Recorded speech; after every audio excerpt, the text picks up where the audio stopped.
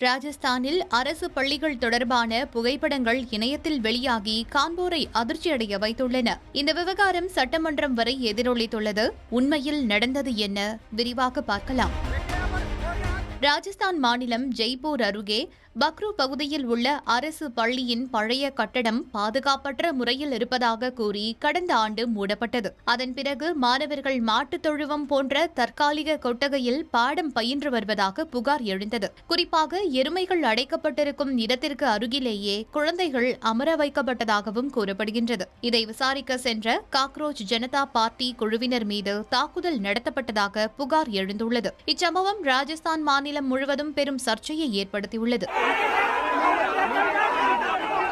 இதற்கிடையே சட்டப்பேரவையில் எதிர்க்கட்சித் தலைவர் டி.கா. ராம் ஜூலியின் கேள்விக்கு அரசு அளித்த பதிலில் மாநிலம் முழுவதும் 611 அரசு பள்ளிகளுக்கு சொந்த கட்டடமே இல்லை என்பது தெரியவந்துள்ளது. இதில் 10 பெண்கள் பள்ளிகளும் அடங்கும். 2025-26 ஆண்டிற்கான ஒருங்கிணைந்த மாவட்ட கல்வி தகவல் அமைப்பின் தரவுகளின்படி இந்த விவரம் வெளியாகியுள்ளது. இதில் ஜெய்ப்பூரில் மட்டும் 38 பள்ளிகளுக்கு கட்டடங்களே இல்லை. தவிர ஜலாவாரின் அக்லேவாரில் 23 பள்ளிகளும், கான்பூரில் 16 பள்ளிகளும், ஜல்ரா பட்டனில் 11 பள்ளிகளும், பலோடியில் 11 பள்ளிகளும், பன்ஸ்வாராவில் 10 பள்ளிகளும் கட்டடங்கள் இல்லை.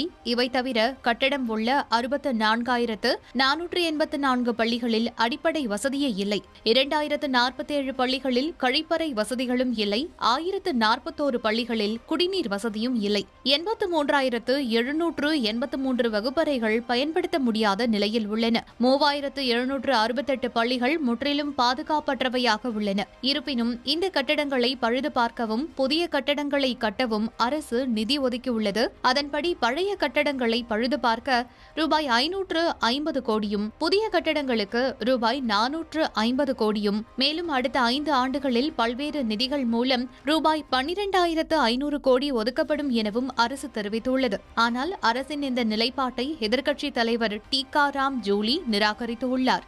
அரசிடம் எந்த திட்டமும் இல்லை என்று கூறியுள்ள ஜூலி, பள்ளிகளின் மோசமான நிலை காரணமாக அவை மூடப்பட்டதாகவும் அல்லது வேறு இடங்களுக்கு மாற்றப்பட்டதாகவும் இது மாணவர் சேர்க்கையை பாதித்ததாகவும் குற்றம் சாட்டியுள்ளார். ஆனால் அரசு பள்ளிகளின் இந்த மோசமான நிலைக்கு காரணமே கடந்த கால அரசுதான் என பாஜக பதிலடி கொடுத்துள்ள நிலையில் பள்ளிகளின் அடிப்படை வசதிகளை மேம்படுத்துவதே தங்களின் முன்னுரிமை எனவும் உறுதியளித்துள்ளது.